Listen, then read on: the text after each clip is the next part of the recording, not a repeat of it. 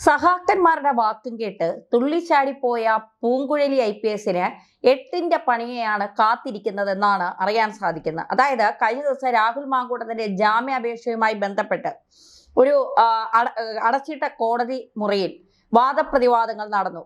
മുഴുവനും ഡിജിറ്റൽ തെളിവുകളുടെ അടിസ്ഥാനത്തിലുള്ള വാദപ്രതിവാദങ്ങളാണ് നടന്നത്. അതായത് രാഹുൽ മാങ്കൂട്ടത്തിന്റെ കയ്യിലുള്ള ഡിജിറ്റൽ തെളിവുകൾ കോടതി പരിശോധിക്കുന്നു, അതിജീവിതയുടെ കയ്യിലുള്ള ഡിജിറ്റൽ തെളിവുകൾ പരിശോധിക്കുന്നു. ഫുള്ളും ക്യാമറ പ്രോസസ്സിംഗിലാണ് കോടതിയുടെ മുന്നിൽ. കോടതിയിൽ പോയവർക്കറിയാം, കോടതിയുടെ മുന്നിൽ ഒരു ഇതുണ്ടാകും, റെക്കോർഡ് ചെയ്യുന്ന ഒരു സിസ്റ്റം ഉണ്ടാകും. ആ സിസ്റ്റത്തിൽ എല്ലാ കാര്യങ്ങളും റെക്കോർഡ് ചെയ്ത് തന്നെയാണ് മുന്നോട്ട് പോകുന്നത്.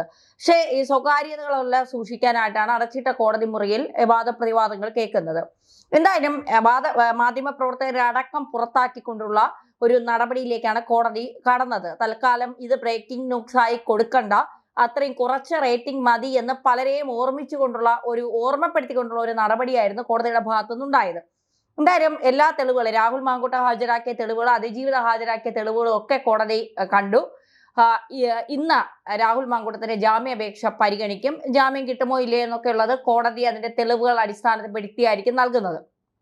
എന്തായാലും കാര്യമായ തെളിവുകളൊന്നും ഇക്കാര്യത്തിൽ അതിജീവിതയുടെ ഭാഗത്ത് നിന്ന് കോടതിക്ക് നൽകാൻ ഈ സഹാക്കന്മാരുടെ വാക്കുകേട്ട് എടുത്തു ചാടിയ IPS ഉദ്യോഗസ്ഥർക്കോ അല്ലെങ്കിൽ പോലീസുകാർക്കും കഴിഞ്ഞിട്ടില്ല എന്നുള്ളതാണ് യാഥാർത്ഥ്യം. ഇപ്പോൾ രാഹുൽ മാങ്കൂട്ടത്തെ ഹോട്ടൽ മുറിയിൽ നിന്ന് എന്തോ കൊലപാതകയെ പിടിച്ചുകൊണ്ട് പോകുന്നത് പോലെ പിടിച്ചുകൊണ്ട് പോകുന്ന രംഗങ്ങളൊക്കെ സൈബർ സഹാക്കൾ സോഷ്യൽ മീഡിയയിൽ ഇട്ട് അങ്ങനെ ആഘോഷിക്കുകയാണ്. ഇതുവരെ ഇത്രയും ഒരു ഭംഗിയുള്ള ഒരു വിഷ്വൽ ഞങ്ങൾ കണ്ടിട്ടില്ല, കേരളത്തിലെ അമ്മമാർക്കും പെങ്ങന്മാർക്കും വേണ്ടി നമ്മൾ ഇത് സമർപ്പിക്കുന്നു എന്നൊക്കെ പറഞ്ഞുകൊണ്ടാണ് പലരും രംഗത്തെത്തുന്നത്. ഇവരോടൊക്കെ ഒരു ചോദ്യം, നിങ്ങളുടെ കൂട്ടത്തിലുള്ള എത്ര സഹാക്കന്മാരെ കാരണം വീട്ടിൽ നിന്ന് പുറത്തിറങ്ങാൻ കഴിയാതെ എത്ര സ്ത്രീകൾ വീടിനകത്തുണ്ട്? പരിപാടിക്കെന്ന് പറഞ്ഞ് സമ്മേളനങ്ങൾക്കെന്ന് പറഞ്ഞ് വിളിച്ചുകൊണ്ട് പോയിട്ട് കാറിൽ വെച്ച് വരെ കയറി പിടിക്കുകയും പീഡിപ്പിക്കുകയും ചെയ്യുന്ന സഹാക്കന്മാരാണ് ഈ പറയുന്നത് എന്നുള്ളതാണ്. നിങ്ങളുടെയൊക്കെ പഴയ കഥകൾ അന്വേഷിച്ചു പോയാൽ രാഹുൽ മാങ്കൂട്ടം ഒന്നുമല്ല എന്ന് ചിലപ്പോൾ തോന്നിപ്പോകും. ഇത് ഞങ്ങൾ പറയുന്നതല്ല, ജനങ്ങൾ പറയുന്നതാണ്. എന്തായാലും അങ്ങനെ ഇപ്പോൾ രാഹുൽ മാങ്കൂട്ട വിഷയം, ഈ ശബരിമലക്കിടയ്ക്കും രാഹുൽ മാങ്കൂട്ട വിഷയം വല്ലാതെ കത്തി നിൽക്കുന്നുണ്ട്. അപ്പൊ ഇന്ന് രാഹുലിന് ജാമ്യം കിട്ടുമോ ഇല്ലയോ എന്നൊക്കെ അറിയാം. പുഞ്ചിരിയോടെ തന്നെയാണ് കോടതിയിലും രാഹുൽ എത്തിയത്. രാഹുലിന് ആത്മവിശ്വാസം ഉണ്ടാകും. രാഹുൽ തുടക്കത്തിലെ പറയുന്നത് ഉഭയകക്ഷി സമ്മതപ്രകാരമുള്ള ഒരു ലൈംഗിക ബന്ധമാണ് ഞങ്ങൾക്കിടയിൽ ഉണ്ടായിരുന്നത്. 3 മണിക്കൂറൊക്കെ പീഡിപ്പിച്ചു എന്ന് പറയുമ്പോൾ അത് എങ്ങനെയാണ് എന്നുള്ളൊരു ചോദ്യം കൂടി സാധാരണക്കാർക്കിടയിൽ ചോദിക്കും. എന്തായാലും ഒരുപാട് സ്ത്രീകളുടെ അമ്മമാരുടെ ഒക്കെ പിന്തുണ ഇപ്പോഴും രാഹുൽ മാങ്കൂട്ടത്തിനുണ്ട് എന്നാണ് മനസ്സിലാക്കുക. മാത്രമല്ല പൂങ്കുഴലിക്കെതിരെ രൂക്ഷമായ വിമർശനങ്ങൾ ഇപ്പോൾ വന്നുകൊണ്ടിരിക്കുകയാണ്.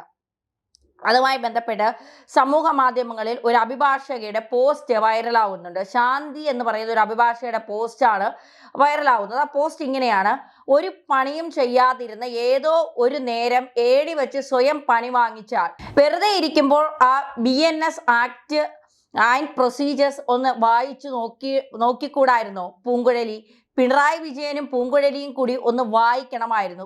ശശിക്കും വിദ്യാഭ്യാസവുമില്ല, വിവരവുമില്ല.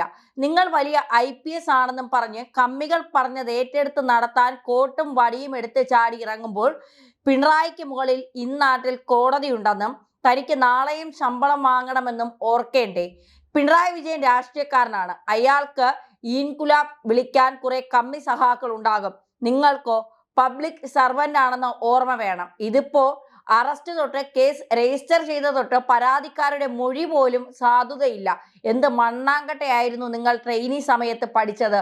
വെറും സ്പോർട്സ് കോട്ടയായിരുന്നു ആ നിയമനം. ഇനിയുള്ള സമയം ആ നിയമപുസ്തകങ്ങളൊക്കെ പൊടി തട്ടി തുറന്നു വെച്ച് ബഹുമാനപ്പെട്ട ഹൈക്കോടതിയുടെ സുപ്രീം കോടതിയുടെയും ഡിസിഷൻസ് ഒക്കെ നോക്കി കൗണ്ടറുകൾ തയ്യാറാക്കി തുടങ്ങിക്കോളും. കുടത്തിന് മുകളിലും പ്ലാവിന് മുകളിലും ചാടിക്കയറാൻ സർക്കാർ ജോലിയാണ്. കോടതിയോട് ഉത്തരം പറയേണ്ടി വരും.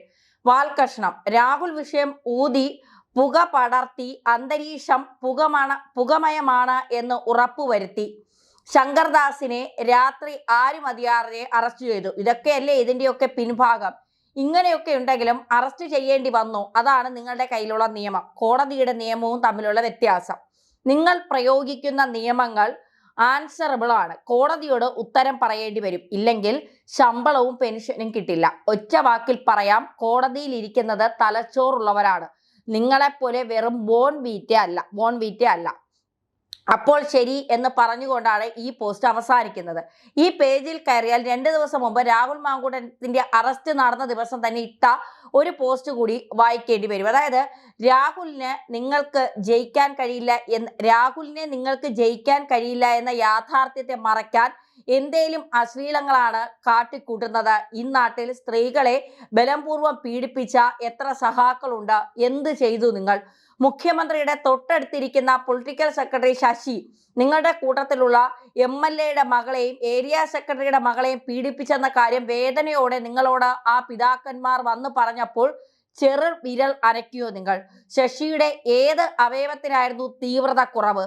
നിങ്ങളുടെ മന്ത്രിസഭയിലും എന്തിന് ബ്രാഞ്ച് തലം മുതൽ AKG സെന്റർ വരെ എടുത്താൽ നിങ്ങളിൽ കുറ്റം ചെയ്യാത്തവരായി വിരലിൽ എണ്ണാവുന്നവരല്ലേ ഉണ്ടാവൂ. അത് പേടിച്ചല്ലേ ഒരുത്തരെതിരെ ഒരു നടപടിയും എടുക്കാത്തത്?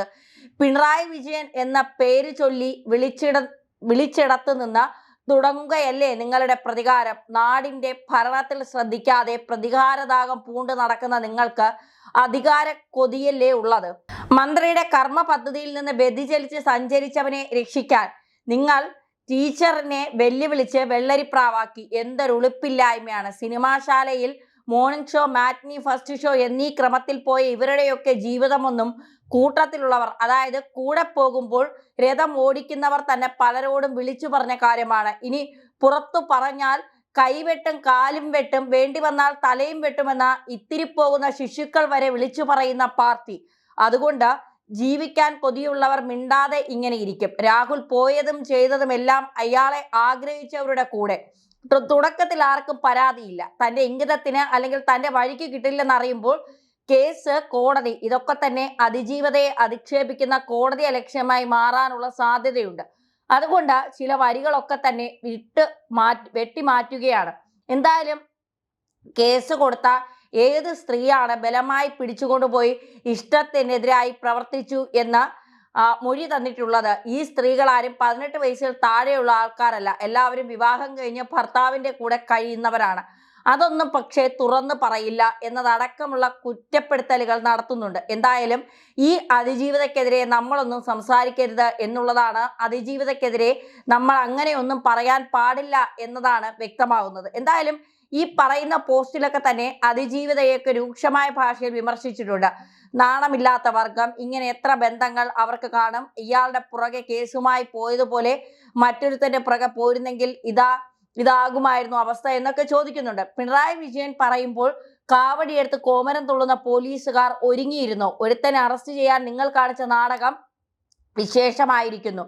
പൊളി. അറസ്റ്റ് ചെയ്യുമ്പോൾ പാലിക്കേണ്ട ഒരു മര്യാദ പോലും പാലിച്ചിട്ടില്ല. ബഹുമാനപ്പെട്ട സുപ്രീം കോടതി പറഞ്ഞ നിർദ്ദേശങ്ങൾ കാറ്റിൽ പറത്തി ഓൺലൈൻ പരാതി കൊടുക്കുന്നവർ BNS ആക്ട് പ്രകാരം താൻ കൊടുത്ത പരാതി രജിസ്റ്റർ ചെയ്യേണ്ടതാണ്. പക്ഷെ ഇതൊന്നും ചെയ്യാതെ ഓൺലൈനായി ഒരു പരാതി കൊടുക്കുന്നു. കാനഡയിലുള്ള ആളാണെന്ന് പറയുന്നു. ആള് വന്നതായി ഒരു വിവരവുമില്ല, അറിവുമില്ല. എന്തായാലും ഈ പരാതി നിൽക്കുമോ എന്നുള്ള കാര്യത്തിൽ ഇപ്പോൾ എല്ലാവർക്കും സംശയമാണ്. അങ്ങനെയാണെങ്കിൽ ഒരു മികച്ച പോലീസ് ഓഫീസറായ പൂങ്കഴിയുടെ അവസ്ഥ എന്തായിരിക്കും എന്നുള്ളതാണ് മറ്റൊരു ചോദ്യം. എന്തായാലും അതവിടെ നിൽക്കട്ടെ.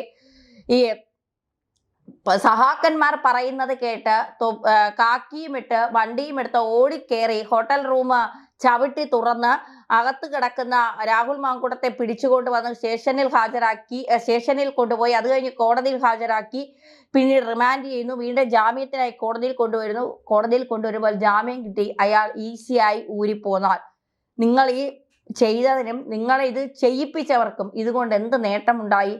അയാൾ വീണ്ടും സമൂഹത്തിൽ ഹീറോ പരിവേഷത്തോടെ തിരിച്ചിറങ്ങി വരുന്നില്ലേ? എന്താണ് സഹാക്കന്മാരെ, പോലീസ് ഏമാന്മാരെ ഈ അറസ്റ്റ് കൊണ്ട് നിങ്ങൾ ഉദ്ദേശിച്ചത്? സാധാരണക്കാരുടെ സംശയമാണ്. അതൊന്ന് തീർത്തു തന്നെങ്കിൽ അവർ സന്തോഷത്തിലായേനെ.